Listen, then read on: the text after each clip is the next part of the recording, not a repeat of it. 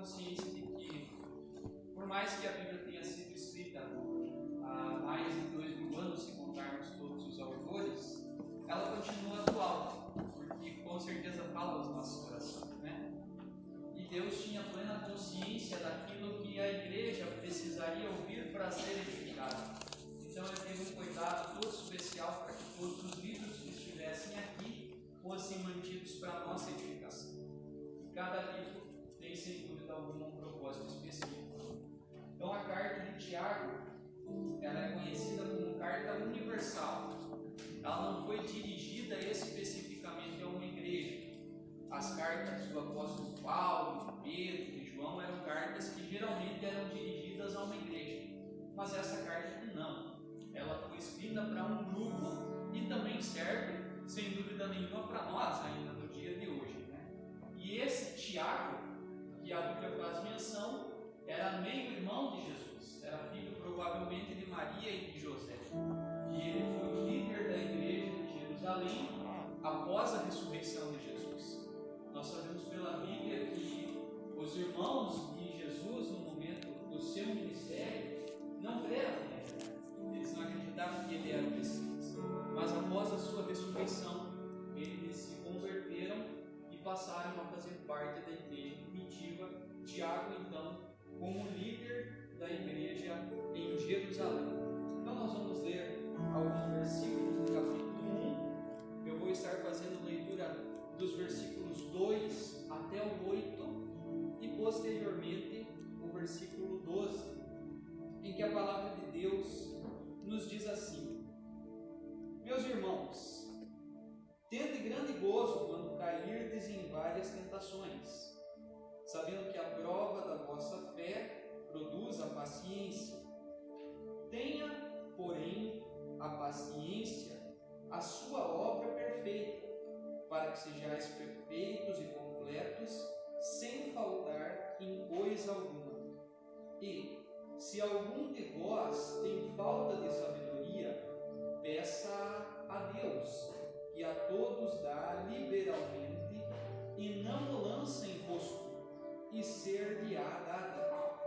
Peça, porém, com fé, não duvidando, porque o que duvida é semelhante à onda do mar, que é levada pelo vento e lançada de uma para outra parte. Não pense tal homem que receberá do Senhor alguma coisa. O homem de coração dobre é inconstante em todos os seus caminhos. Agora, o versículo 12. Bem-aventurado o varão que sofre a tentação, porque quando for provado, receberá a coroa da vida, a qual o Senhor tem prometido aos que o amam. Glória ao nome de Jesus.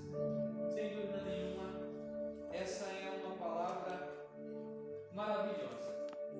E nós precisamos ter consciência, irmãos, de que a Bíblia e a Igreja do Senhor na Terra nos dias de hoje, ela tem parâmetros, podemos dizer assim, diferentes dos parâmetros do mundo. Enquanto o mundo anda em uma direção, a igreja anda em direção completamente oposta, né? Tanto é que no momento que nós entregamos a nossa vida a Jesus, a gente usa de uma expressão: eu me converti, né? E a gente sabe, quem dirige, que conversão é quando a gente está andando em um sentido e faz o retorno para outro. Então era exatamente isso que nós estávamos fazendo antes de entregarmos nossa vida a Jesus. Nós estávamos andando na direção que o mundo tinha proposto. E no momento que passamos a ter um encontro com Jesus, nós passamos a andar na direção contrária. Então a gente precisa ter consciência de que aquilo que hoje o mundo diz que é certo, quem sabe nós tenhamos a consciência de que é errado. E aquilo que o mundo diz que é bom, nós sabemos que na realidade é mal. Se o mundo diz que nós precisamos estar em determinado lugar ou fazer determinada coisa para termos uma vida boa, nós precisamos ter a consciência que talvez para Deus isso não é o ideal de uma vida boa e feliz. E a gente pode ver primeiramente no versículo 2, o que Tiago começa falando. Porque ele diz o seguinte: meus irmãos, tende grande gozo quando cairdes em várias tentações. Irmãos, a gente precisa ter a consciência de que ser tentado não é pecado, né? A própria Bíblia diz que a tentação faz parte. O próprio Jesus foi tentado no deserto por 40 dias e 40 noites. Mas nós também temos consciência de que no momento que a tentação vem sobre a nossa vida, a nossa carne, ela tem uma tendência ao pecado. Então talvez no momento da luta, no momento da provação, a gente tende a cair, se não estivermos bem firmados em Deus. Então, se nós pensarmos por esse ponto, quem sabe acreditemos que ser tentado é algo ruim, né? Ser tentado não é algo ruim. Quem gosta de ser provado, quem gosta de passar por uma situação em que é testado? Creio eu que ninguém, né? Até mesmo quando a gente vai fazer alguma prova, seja na escola, algum concurso, a nossa tendência é o quê? É ficar nervoso, fazer daquele momento não algo agradável, mas algo que está ali para nos testar. Então, o mundo pode olhar e dizer: não, esse negócio de ser tentado não é muito bom. E às vezes a gente, como eu disse, tende a olhar as coisas como o mundo olha. Mas a Bíblia diz que nós devemos ter um grande gozo no motivo que a tentação surge sobre a nossa vida. Eu até coloquei aqui que as provações, elas devem ser um motivo de grande alegria por aquilo que elas podem produzir na nossa vida. E aí, quem sabe você para e pensa: mas o que uma tentação pode produzir na nossa vida? E, irmãos, se nós pararmos para refletir, é no momento da tentação que muitas vezes nós nos achegamos a Deus em oração e dizemos: Senhor, dá-nos graça para passarmos por isso. Muitas vezes é no momento da prova que a gente chega diante do altar de Deus e pede: Senhor, eu preciso do teu auxílio e da tua proteção para suportar tudo isso. Então é nesse momento que a gente para e analisa e percebe que a provação nos leva para mais perto de Deus. Se nós formos olhar a vida de um cristão fervoroso, fiel e verdadeiro, muitas e muitas vezes nós vamos ver ele passando por lutas e provas. Até mesmo o próprio apóstolo Paulo, em uma das cartas a Timóteo, ele disse que aquele que deseja viver piamente nesse mundo deve passar por lutas e provações. E então, eu acredito verdadeiramente que Deus permite tudo isso justamente para que venhamos a criar um relacionamento íntimo com Ele. Porque se a nossa vida fosse 1000 maravilhas, se tudo desse certo, se aquilo que a gente desejasse acontecesse, se aquilo que a gente começasse a fazer terminasse da maneira que a gente deseja, será que a gente ia sentir necessidade de se relacionar com Deus? O Senhor Jesus Cristo, ele utilizou-se de uma frase muito forte no momento que ele teve um encontro com aquele jovem rico, e o jovem rico saiu frustrado após a resposta de Jesus, porque Jesus disse o seguinte: dificilmente entrarão no reino dos céus os que têm riqueza, né? E aí ele usa de uma expressão um tanto exagerada, dizendo que é mais fácil um camelo passar pelo fundo de uma agulha do que um rico entrar no reino dos céus. Mas isso se deve a um fato, irmãos. A pessoa que possui muitos bens materiais, ela tem uma tendência a confiar na sua força. Ela diz: eu tenho dinheiro, eu consigo, eu alcanço o que eu quero. Se eu quero um carro, eu compro. Se eu quero uma casa, eu construo. Então, tudo está na palma da sua mão, digamos assim. A gente sabe que é tudo financeiramente falando. Então, Jesus tinha consciência de que as pessoas que depositavam sua confiança na riqueza, muitas vezes pensavam ser autossuficientes e diziam assim: eu tenho tudo que eu preciso, então eu não preciso de Deus. Então, o Senhor permite que nós passemos por dias difíceis e por situações complicadas justamente por isso, absoluta certeza de que é na hora do aperto que a gente busca mais, né? Quando a gente está bem, geralmente a gente tem uma tendência a dizer, não, estou bem, hoje eu não preciso orar, hoje eu não preciso ler a Bíblia, mas quando a coisa aperta, a gente recorre a Deus. E nós aqui de Santo Cristo que passamos por grandes temporais, digamos assim, da natureza, eu me refiro, a gente sabe que quando aconteceu esses temporais, muitas pessoas recorreram a Deus, pessoas que talvez nem se lembravam que Deus existia, mas quando começa, a primeira coisa que eles falam, meu Deus, ajuda a gente. Então, Deus, Ele é um bom estrategista, Ele tem as suas estratégias para fazer com que as pessoas venham para perto dele, e a aprovação é uma delas. Então, Tiago diz para a gente, no momento que a aprovação surgir, tenha gozo, fique alegre, Deus quer que você se achegue perto. É uma forma de Deus te chamar para se relacionar contigo. Então vamos nos alegrar. No versículo 3, Tiago diz, sabendo que a prova da vossa fé produz paciência. Glória ao nome de Jesus. Glória a Deus. Irmãos, no momento que somos provados, Ele produz, nós temos em nós uma grande paciência.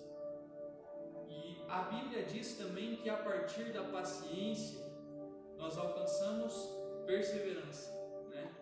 Até quando, logo no princípio, quando nós entramos na igreja em 2007, o pastor Hélio tinha nas quintas-feiras a campanha da perseverança. E eu fui pesquisar o conceito de perseverança. E a perseverança é a qualidade de quem não desiste com facilidade, a persistência. Então, é isso que a fé faz com cada um de nós. Ela coloca em nós o desejo de seguirmos adiante. Irmãos, nós podemos ter absoluta certeza de que, por mais que talvez a gente não faça as montanhas se moverem, como o próprio Jesus disse, com certeza nós temos fé dentro de nós. Porque o simples fato de estarmos aqui, aguardando a volta de Jesus, sem nunca termos visto Jesus face a face, já é uma incrível prova da nossa fé. Mas essa fé, ela precisa ser transformada, ela precisa ser exercitada, digamos assim. O Senhor Jesus, numa passagem, ele disse, se vocês tiverem fé como um grão de mostarda, né? E em outra passagem ele também menciona que a semente de mostarda é a mais pequena, mas ela também se transforma na maior de todas as hortaliças. Então eu creio que ele estava dizendo que a nossa fé, ela deve ser da mesma forma que um grão de mostarda é. Quem sabe começa sendo mais pequeno, mas depois ele se transforma. Se nós alcançarmos esse tipo de fé, com certeza nós faremos coisas muito além daquilo que nós imaginamos. Se hoje talvez não aconteçam coisas tão extraordinárias como aconteceram, por exemplo, na Idade Média, no momento da Reforma Protestante e tudo mais, eu creio que muitas vezes é falta de fé do povo. Mas nós devemos lembrar que o Deus a quem nós servimos, Ele continua sendo o mesmo. Por mais que os anos passem, Deus não muda, né? A Bíblia diz, Deus é o mesmo, ontem, hoje e sempre. É interessante que ele não diz Deus era o mesmo, é hoje e vai ser. Não, nós precisamos ter a consciência de que Deus, ele não está limitado ao tempo, ele é eterno. Então ele é ontem, ele é hoje e é eternamente. Esse é o Deus a quem nós servimos. E ele tem grandes coisas preparadas para nossas vidas. Mas se desejamos alcançá-las, a gente precisa da perseverança, a gente precisa persistir, porque no momento da luta, se a luta é muito grande, é muito difícil, qual é a tendência do ser humano? Eu vou desistir, eu vou procurar algo mais simples, vou procurar algo que não seja tão trabalhoso. Mas ter uma vida eterna ao lado de Cristo não é algo simples. E se a gente almeja grandes coisas, a gente precisa ter a consciência de que vai passar por grandes provas, né?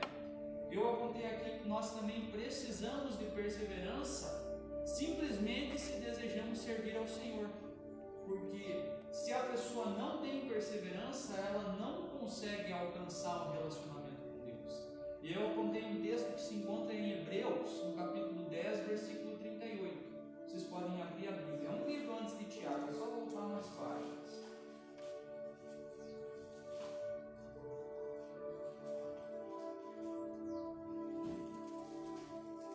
Se alguém encontrou e quiser fazer a leitura, pode ficar à vontade. Hebreus capítulo 10, versículo 38. 38. Todavia, o justo viverá pela fé, e se retroceder, nele não se compraz a minha alma. Glória a Deus. Todavia o justo viverá pela fé. E tem outra versão que diz: e se retroceder, a minha alma não tem prazer nele. Então nós precisamos ter essa consciência, irmãos. Manter-nos firmes não é simplesmente algo que agrada a Deus, mas é algo que é necessário para um relacionamento com Deus. E se nós formos olhar tantos exemplos da Bíblia Sagrada, nós podemos pegar dois que são muito conhecidos: José e Davi, né? José teve os seus sonhos lá que contou aos seus irmãos, e a Bíblia diz que naquela época ele era um moço. Ele contava com seus 16, 17 anos, creio eu. E ele veio a se tornar governador do Egito, mas após os seus 30 anos. Então ele teve que esperar 13 anos, e não foram anos fáceis, né? Foram anos de escravidão, foram anos na prisão. E Davi também foi ungido muito jovem como rei de Israel, mas teve de esperar muitos anos até assumir o trono. E também não foram anos simples, foram anos sendo perseguido pelo rei Saul. Então a gente percebe que dois grandes personagens bíblicos tiveram perseverança, não desistiram e também não tentaram utilizar-se de meios para alcançar a bênção de uma forma que não agradava a Deus, né? Davi teve duas oportunidades de tirar a vida de Saul e se ver livre dessa perseguição, mas não, ele permaneceu firme. José também teve a oportunidade de cometer o adultério com a esposa de Potifar e talvez conseguir algumas vantagens, digamos assim, mas ele permaneceu firme e fiel ao Senhor, e Deus o abençoou muito mais. Bem, irmãos? Versículo 4 nos diz assim: tenha, porém, a paciência, a sua obra perfeita, para que sejais perfeitos e completos, sem faltar em coisa alguma. Que eu apontei para esse versículo é que nós não podemos desistir na metade do processo. Conforme foi lido lá em Hebreus, o justo vive pela fé, e se ele recuar, a minha alma não tem prazer nele. Então, a obra de Deus, ela precisa ser completa. Nós precisamos ter a consciência de que estamos em uma caminhada. O pastor Cláudio Duarte, ele fala que todos nós estamos em uma fila invisível da morte, né? Ele usa de algumas partes mais engraçadas. Ele diz: qualquer dia podem chamar a tua senha, né? E no momento que chamarem o nosso nome, que Deus chamar o nosso nome, nós precisamos estar preparados. A gente precisa ter a consciência que a caminhada cristã, ela é uma jornada. Ela inicia em algum momento e termina em algum momento. Deus, ele nos dá total liberdade para a qualquer momento a gente voltar atrás. Mas, como ele disse, se nós recuarmos, a alma dele não tem prazer em nós. E se no momento em que ele nos chamar, nós estarmos fora desse caminho, a gente sabe que isso vai ter consequências eternas para nós.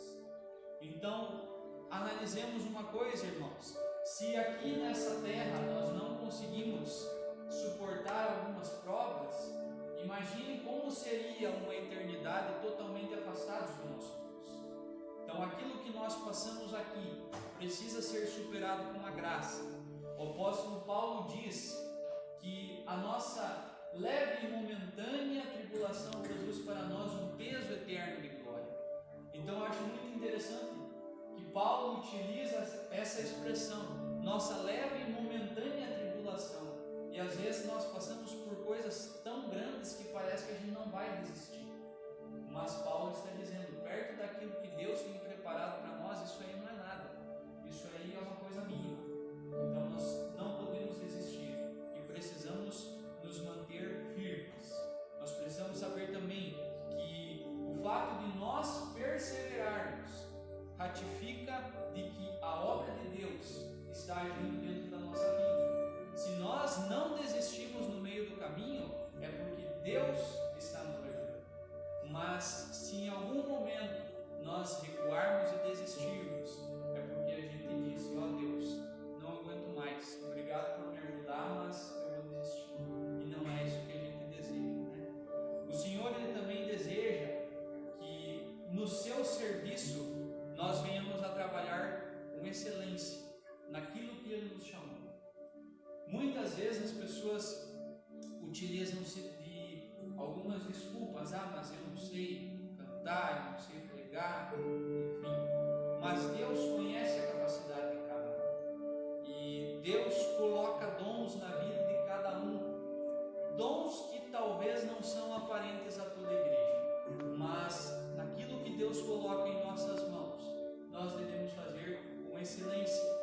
Até mesmo no nosso trabalho secular, né? O apóstolo Paulo, na época que ele escreveu as suas cartas, ainda havia escravidão, e ele escreveu para os escravos, os servos que eram cristãos, que eles deveriam trabalhar para os seus senhores como se eles estivessem trabalhando para Deus. Claro, hoje não existe mais escravidão, mas hoje nós muitas vezes somos os trabalhadores de algum patrão. E nós somos patrões de nós mesmos. Então, no momento que nós estamos lá diante do nosso patrão, ou no momento que nós estamos trabalhando sozinhos, nós precisamos trabalhar com excelência, como se estivéssemos fazendo algo para o Senhor. Porque se não conseguimos ser justos e piedosos diante dos homens, como é que vamos ser justos e piedosos diante de Deus, né? Aqui na terra é muito mais simples, é muito mais fácil. Aqui é a prática para uma eternidade ao lado do nosso, né? Então, isso, a perseverança com certeza é algo que não pode faltar em meio à nossa vida. Nós não podemos desistir. Deus não chama a gente para a gente ficar na metade do caminho. Ele deseja que sigamos com Ele até o final. Versículo 5, ele diz assim: e se algum de vós tem falta de sabedoria, peça a Deus, que a todos dá liberalmente, e não lance em rosto, e ser-lhe-á dado. Glória ao nome de Jesus. Eu acho interessante que parece que é algo completamente desconexo, né? Primeiro, Tiago estava falando de perseverança, e aí ele ora dizendo para a gente pedir sabedoria e não perseverança. A sabedoria é, sem dúvida, um grande dom que Deus pode dar a cada um de nós, né? E ela está acessível a qualquer um de nós. Quem não tem sabedoria, peça. Sabedoria para quê? Sabedoria para a gente lidar com aquele momento de aflição que a gente está passando. E eu acho muito interessante porque hoje em dia a tendência do ser humano, quando está passando por uma aflição, por um momento de luta, quando a gente vai orar e falar com Deus, a gente fala assim: Deus, me dá a sabedoria para lidar com esse problema? Dificilmente. O que a gente ora é: Senhor, me livra desse problema, né? E Deus não quer nos livrar dos problemas. Deus quer nos ajudar a vencer os problemas. Deus quer nos dar as ferramentas para que a gente possa sair dessa situação como vencedores.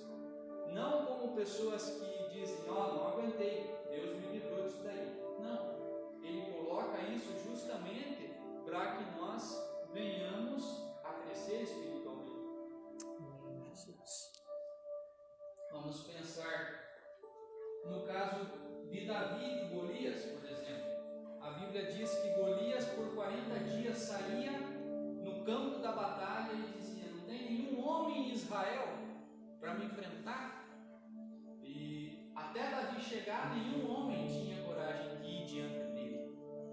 Eu creio que se os israelitas esperassem 2 anos, 3 anos, pensando talvez, quem sabe Deus vai fazer que esse gigante desista, eles iam ficar lá esperando e nada ia acontecer. Mas Davi foi para lutar com Golias e ele disse o quê? Você vem contra mim com lança e espada, mas eu vou contra ti em nome do Senhor dos Exércitos. Então o Senhor dos Exércitos deu a ferramenta necessária para que Davi vencesse aquela guerra. O povo de Israel não superou aquela guerra através de uma desistência. Não, eles foram vencedores. E a gente precisa ter a consciência disso. E Deus, sendo nosso Pai, Ele sempre vai mostrar a cada um de nós quais são as atitudes necessárias que devemos ter para vencermos essas lutas. Mas nós precisamos recorrer a Deus. A gente vai encontrar isso através da oração, através da leitura da sua palavra. Não adianta nós estarmos passando num momento de luta e buscarmos alternativas em outros lugares. Não. A solução para todas as coisas está no nosso Deus, está nas mãos do nosso Deus. E Ele está disposto a dar isso a cada um de nós. Versículo 6 diz assim: peça, porém, com fé, não duvidando, porque o que duvida é semelhante à onda do mar, que é levada pelo vento e lançada de uma para outra parte. Eu apontei aqui que Deus deseja que nós venhamos a confiar nele para que Ele possa conceder os pedidos do nosso coração. Tiago disse o seguinte: peça, porém, com fé. De nada adianta nós chegarmos diante de Deus com algum pedido se a nossa fé não está posta nisso. E aí, dentro da Bíblia, nós temos ricos exemplos acerca disso. No momento que alguma pessoa chegava diante de Jesus pedindo principalmente alguma cura, a pessoa chegava, por exemplo, o cego Bartimeu, ele clamou por Jesus, ele disse: Jesus, filho de Davi, tem misericórdia de mim. E quando Jesus chegou diante dele, Jesus perguntou: o que você quer que eu te faça? E Bartimeu respondeu: eu quero ver. E o que Jesus disse? Seja feito conforme a tua fé. E a partir daquele momento Bartimeu passou a enxergar. E da mesma forma, por exemplo, a mulher do fluxo de sangue, ela creu que se tocasse na orla de Jesus, ela ficaria curada. Ela tocou e ficou curada. Jesus disse: vai em paz, a tua fé te salvou. Então nós precisamos ter a consciência de que Deus tem poder para nos conceder, mas tudo depende da nossa fé. E a Bíblia fala que a fé vem pelo ouvir e ouvir a palavra de Deus. Então é necessário algumas coisas, irmãos. Não depende somente do Senhor. Às vezes a gente pensa: mas Deus, Ele é tão poderoso, Ele podia fazer isso para mim, Ele podia fazer aquilo, mas Ele não faz. Mas nós sabemos que Deus é poderoso, sim. Mas a nossa vida é um processo que tem duas mãos, a de Deus e também a nossa. É claro que tudo depende da vontade dele, mas se nós não colocarmos em prática a fé que Ele tanto deseja que tenhamos, como vamos alcançar alguma coisa? Deus quer algo de nós e Ele deseja que sejamos firmes na nossa fé. Eu coloquei aqui que o fato de nós pedirmos alguma coisa sem fé demonstra desconfiança do Senhor.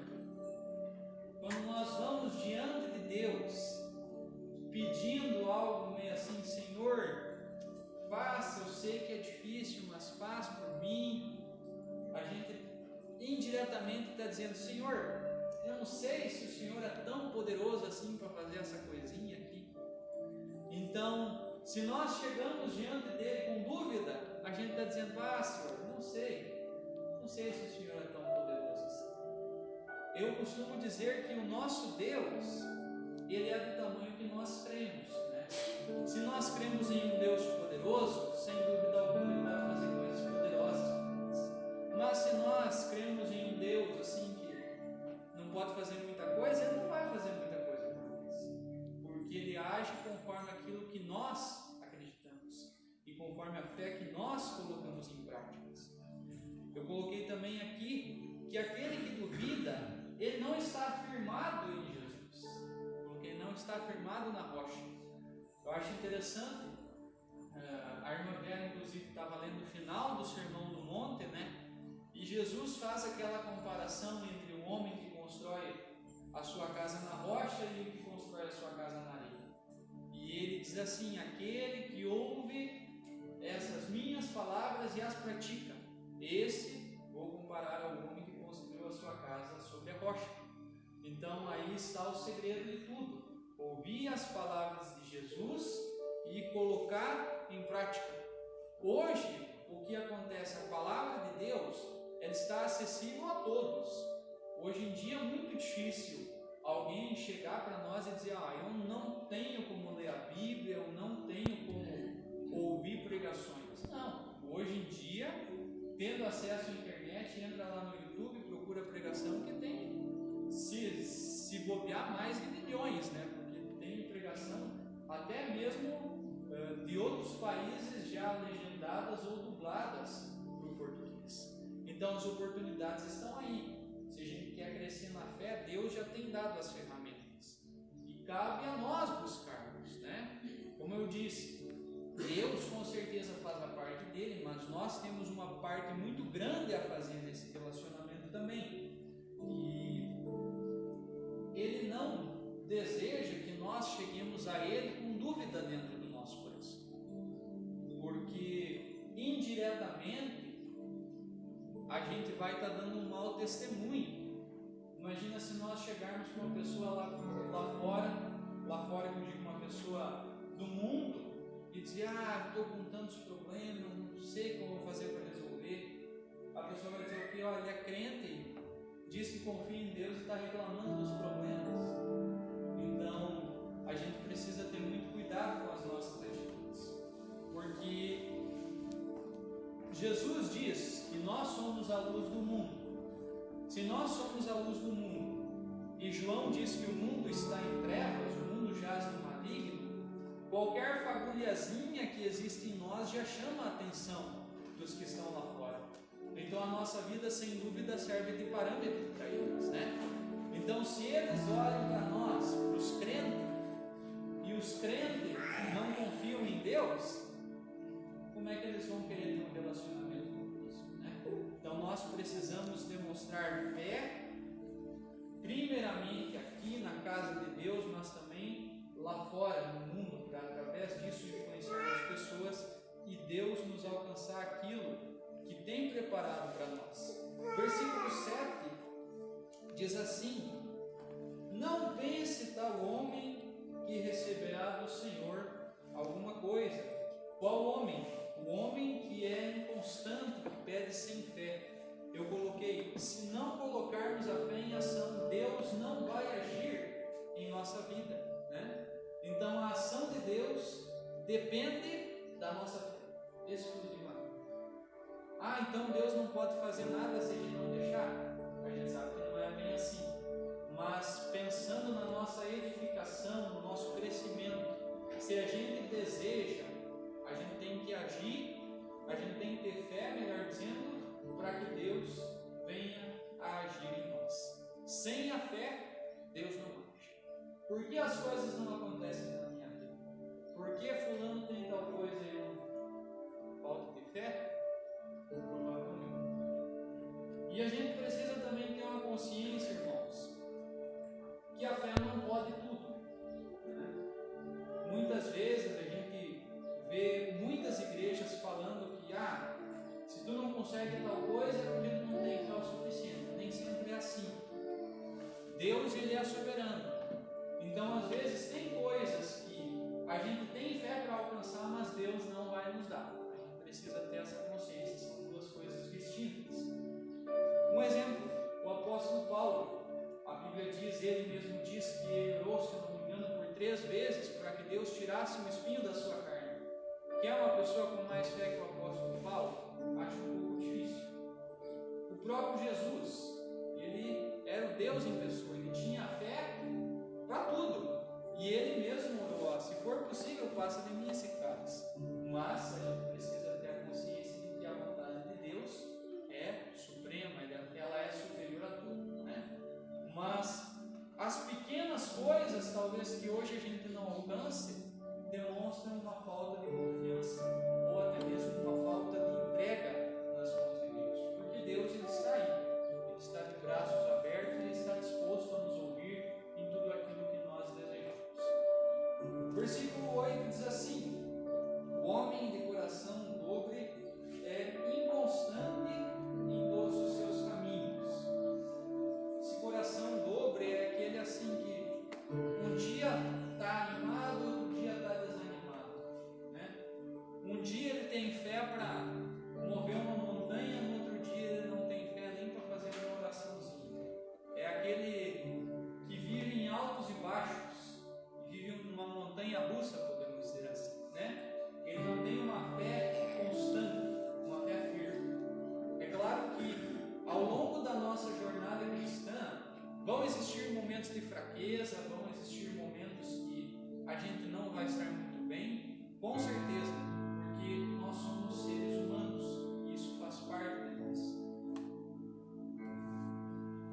Mas o relacionamento com Cristo exige uma constância, irmãos.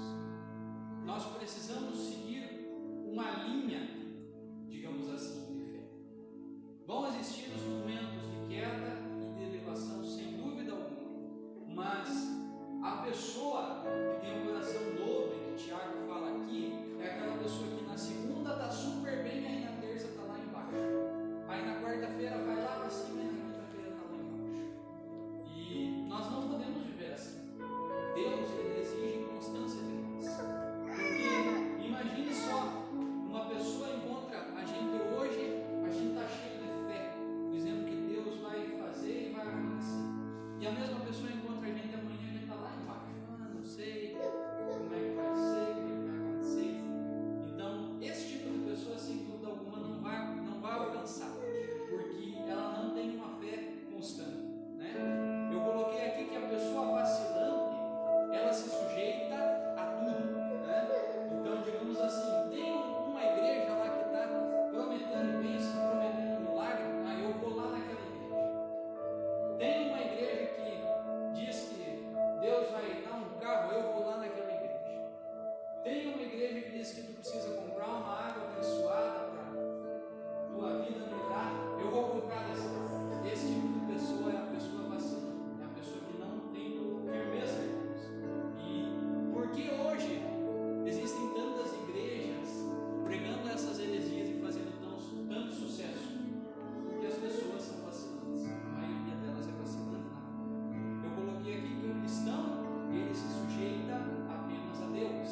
E aí você tem Mateus 6,24, a primeira parte, que diz que ninguém pode servir a 2 senhores. Então nós devemos nos sujeitarmos exclusivamente a Deus. Se olharmos a Deus pedindo alguma coisa e Deus diz não, é não. Se tem uma igreja dizendo lá, aquele não que tu recebeu eu posso transformar num sim, não vai lá, Deus disse não. Então não adianta a gente buscar alternativas e meios humanos, porque Deus é o Senhor de todas as coisas. Para finalizarmos, irmãos, o versículo 12 diz: bem-aventurado o varão que sofre a tentação, porque quando for provado receberá a coroa da vida, a qual o Senhor tem prometido aos que o amam. Bem-aventurado Bem-aventurado o varão que sofre a tentação. Bem-aventurado significa mais do que feliz. Então Tiago está dizendo, mais do que feliz é o homem que sofre a tentação. Um grande exemplo disso são os apóstolos do Senhor Jesus, que fundaram a igreja. Nós sabemos que dos 12, vamos pegar os 11 tirando Judas, 10 deles morreram martirizados. O único que morreu de causas naturais, pela tradição, segundo a tradição nos diz, foi o apóstolo João. Mas ele também não teve uma vida fácil, porque ele ficou muito tempo exilado na ilha de Patmos e tudo mais. Então todos eles passaram por provações, e todos eles foram mais do que felizes, porque guardaram até o final a promessa do Senhor Jesus. E Tiago está dizendo aqui que eles herdarão a coroa da vida eterna. Então eu coloquei aqui, os próprios apóstolos também são exemplo disso para nós. E eu coloquei também, para finalizar, que isso tudo está destinado a quem ama ao Senhor.